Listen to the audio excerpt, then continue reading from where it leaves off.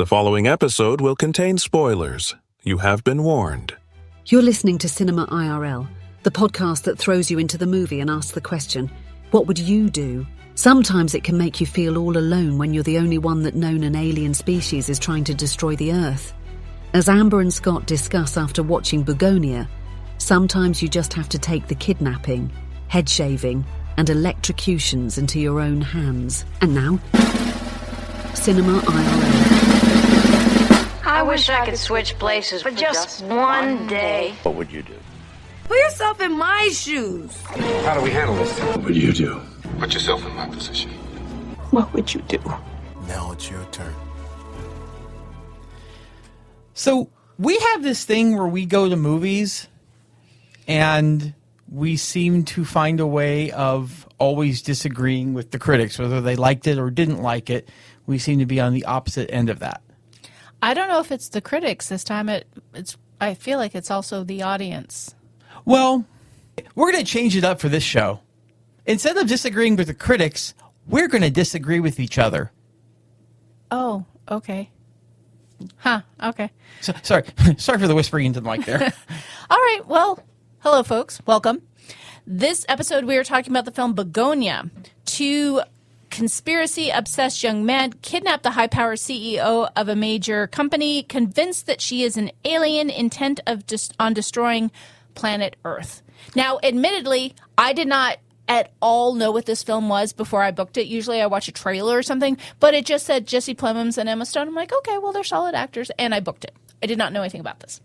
So let me be clear here. The movie had to end the way it did for me to have really liked it. And I wasn't sure it was going to end that way. Yeah, spoilers, folks. Always here. Well, yeah, it's literally the first thing the episode says every time. Hopefully people do listen to it. Yeah, it's one of those you look back on it, you're like, oh, this is freaking great. Like he was right the whole freaking time about the alien. Like literally he had her pegged to a T. Okay, so we have our main characters, Teddy and Don, and they abduct Michelle Fuller, who is this successful CEO, and they are convinced she is an alien, and they want... And Andromedan, to be specific. Thank you. And they want her to take them to her emperor. And they shave her head because they say that's how they communicate, and they slather her with this cream to, I don't know, interfere with her abilities or DNA or something like that. And they tie her up in the basement. And they are waiting for the lunar eclipse so they can go to her spaceship. And she's denying she's an alien. Well, yeah. Now pick up where you went. Of course she's going to deny that she's an alien. But lo and behold, through all of this at the end, it turns out that everything that Teddy said, was correct. It was to a T, perfect, true. But it sounded absurd. Yeah, he sounds like a conspiracy theorist whack job who is, take me to your leader kind of space alien admirer fanboy. And turns out he had it nailed. And apparently that closet could do multiple things. Or maybe the process of actually being beamed up caused the explosives to become unstable and it blew up. And she knew that? Yeah, Teddy had some explosives tied to him as a safeguard when they were going to be beamed up to the spaceship. And apparently they activated before he got to the spaceship and his head blew off. So let's dig into some what would you do's. I know you thought there was a lot to talk about here. Okay, so for one, I'm going to play Michelle at first like she's a human. Like she actually is human. And they really are whack jobs. Because I thought about that most of the way through. With one exception, no freaking notes. I think she did exactly what she was supposed to do. The only time that she screwed up was when she was choking Teddy out, and she said something like, I'm a winner, you're a loser, and that's the way it's always going to... Like, she was talking trash. If you're in the process of killing someone, you don't need to talk trash. What would you do when you were trying to kill somebody, was to be more polite? Not be more polite, but here's the thing. Like, the only thing worse than being beaten is being beaten and having that person talk trash to you while they're beating you. Okay, so it's one of those, if he gets out of this, he's just going to be extra, I mean, despite the fact of everything already being bad, like, he's going to be extra doubly, triply pissed. Okay, so you don't trash talk when you're trying to kill someone. Maybe you drop that trash talk when you know they have no pulse. Oh yeah, once they have no pulse, you can dance on I told you so. Dance on their corpse. You can do whatever you want. Huh. Okay. Corpse dancer. All right. What next? I mean, this film had scenes where it felt like one of Emma's prior films, Poor Things, where there was some kind of artsy scenes that it was like, okay. Yeah, but I knew it wasn't Poor Things because she never peed on the floor. That's true. I thought she might have at some point, just for nostalgia, inside joke kind of purposes. But that didn't happen. So, what's your next? What would you do? This is a show here. Yeah. I might have, if I had been them trying to abduct her, I don't know. I mean, I guess it worked, but... Yeah, what would you do if you were going to abduct a high-power CEO that you thought was an alien? How would you plan it? Well, I don't know. Planet. That's kind of a joke. Planet. Yeah. Spaceship. Yeah. I can't say that I know. I haven't thought a lot about abducting CEOs. Well, no, but, I mean, you're not new to the show, so... Chop, chop. But I guess... I don't know. I'm starting to feel like you're an alien and not really who you are, because you're acting like you're new here. Yeah, I mean, I kind of am. I'm still digesting a bit, because, like, Teddy had gone full board with his Andromedan thing. Like, we thought maybe he was a little cray-cray, etc., but it turns out he had gone through a few people, and he actually could freaking see them.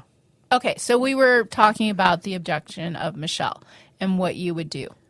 Oh, I mean, I don't know how I would... Well, what they did, what would you do? Are you here today? I mean, they put on paper masks. I mean, they basically got their supplies from Goodwill. They did. And I don't know, I might have not used paper masks. And what's the point of paper masks if you're just going to reveal yourselves later? Like, I would have just not even bothered with that. Maybe the camera's outside of her house or something, not wanting for someone else to see you. When you're in your own house, you don't have to. Yeah, that's a good point. Like, does she really not have any cameras? Like, any security cameras whatsoever that would have seen her car? I mean, she was an extremely powerful person. She was. You would think she'd have some security cameras. I have security cameras, and I'm not an extremely powerful person yet. Okay. Yeah, so if I'm her, I get security cameras for my house. Okay. So what would you do? I would get security cameras for my house in case people with paper masks ever tried to abduct me. Well, I get it for other reasons, too. Okay. This is a compelling episode. It sometimes makes for good videos when the mailman scares your wife. What? Oh. Yeah, that's an inside joke. Why are you telling inside jokes to people who have no idea what you're talking about? There was a video where the mailman scared my wife. My wife being Amber. And it was funny. I'm sorry, everybody. This has somehow turned into a conversation in our living room where we're just chit-chatting. I mean, here's the thing. If you're going to abduct someone, you think about it for a while. I'm not going to just whip out something all of a sudden. If I'm telling you that what I would do better, I'm probably not going to come up with in 1 minute what that would be. That's what we do here a couple times a week. Who are you? Yes. Are you an alien? But the point is that it wasn't a horrible abduction. It was just subpar. And I think that they could have done things a little more cleanly that didn't involve her running around a whole bunch.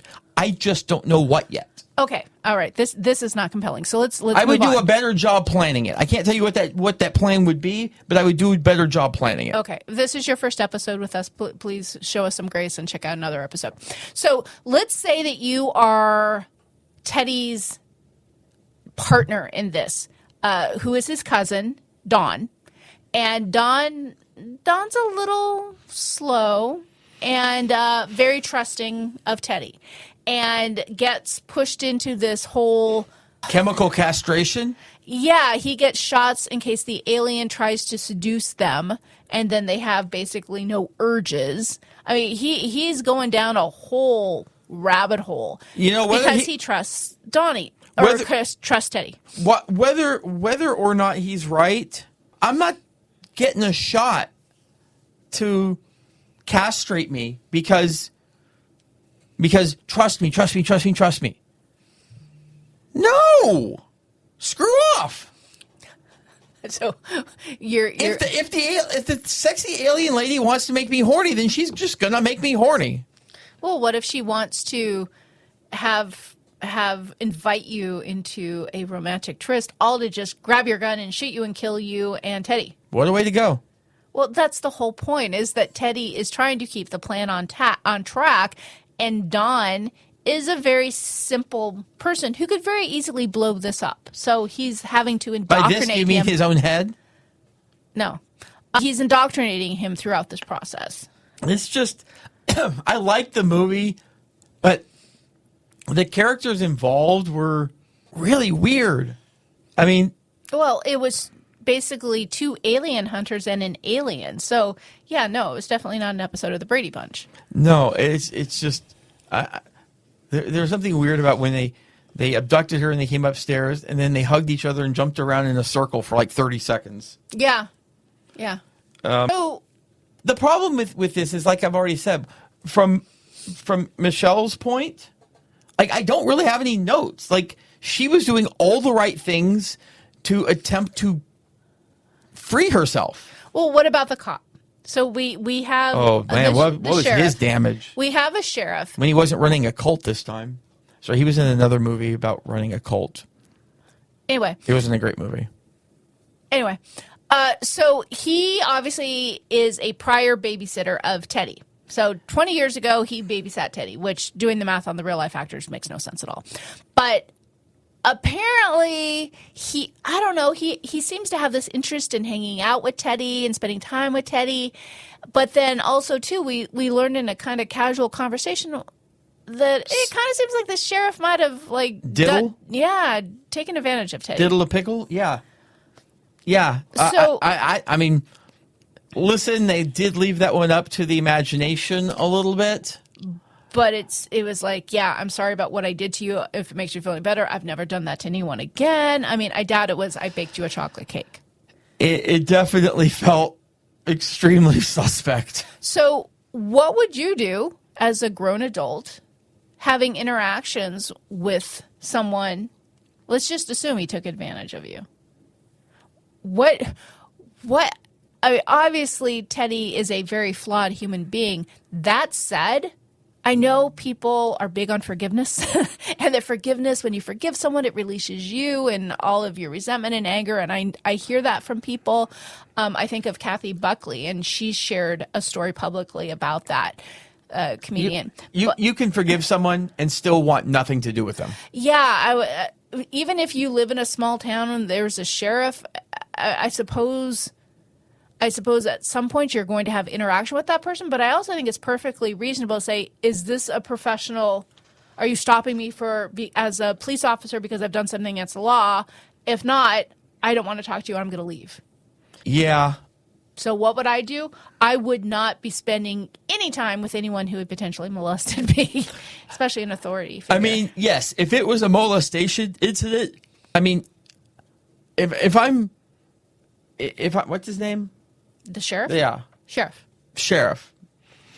If I'm him and I diddled kids, I'm probably Casey. Yeah, I'm probably not wanting to hang out with them later. Well, and also once they're old enough to like say something. Yeah, and he has now found himself in law enforcement, which is ironic. I would ask you, what would you do if you were abducted and then someone shaved your head? But considering you shave your head willingly, that's probably not a great. What would you do? Yeah, I'd make it easy on them. But at least they know I'm not an alien because I don't have hair, so I can't communicate. So I would need my hair. So let's get back to Teddy. If you have this cousin who you need along for the ride here, you need a second person to trust, to collaborate with, to execute with, what would you do if this person was somewhat simple, like Don was, And because of that, simplicity was a little less trustworthy, required a little bit more handling. What would you do if you were in a situation where you had to depend on someone that you didn't explicitly trust their judgment? I mean, sometimes you have to play with the cards you're dealt. And he knew he could manipulate Don. And I do believe that he was trying to do things for Don's best interests, but he knew that, sure, if he could have somebody else, they probably would be better. But you need somebody who's not going to think you're crazy when you talk about aliens and all of that stuff. Like you kind of need the simplicity. So it's kind of a double-edged sword there. I think he thought he could trust him. He just wasn't really there to think for himself. He was there to be told what to do. And he could trust that he was going to do that. Yeah, and unfortunately, the one decision that Don makes on his own is, okay, I will go up to the mothership with you when Michelle is trying to convince him to let her go. And she does so in saying, I will get you to the mothership. We will leave this planet. And he says, great. And he assumes that he needs to die to be able to do that and shoots himself. That was unfortunate. Yeah. I mean, what would I do in that thing? I would ask some clarifying questions before I just assumed I needed to be dead before I could move on to another planet. Yeah, that's one of those, it's better to ask the questions first rather than blow your brains out first. So I definitely would have asked questions.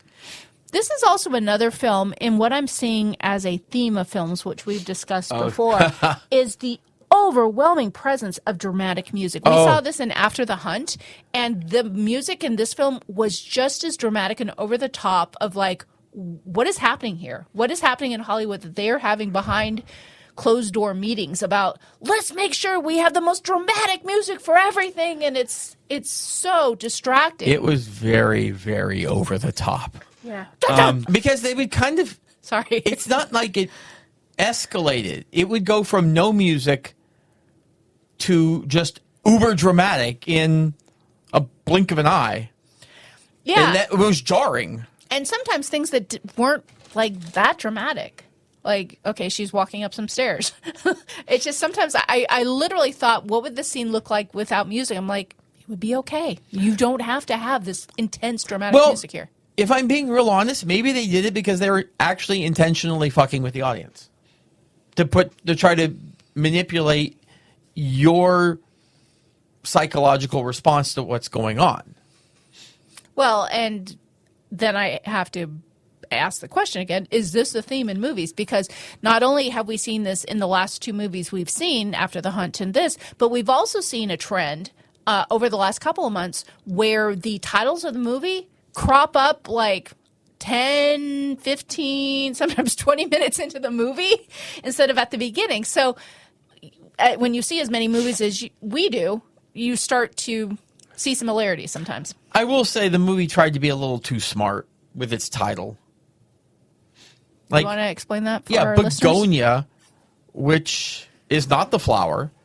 It's spelled differently.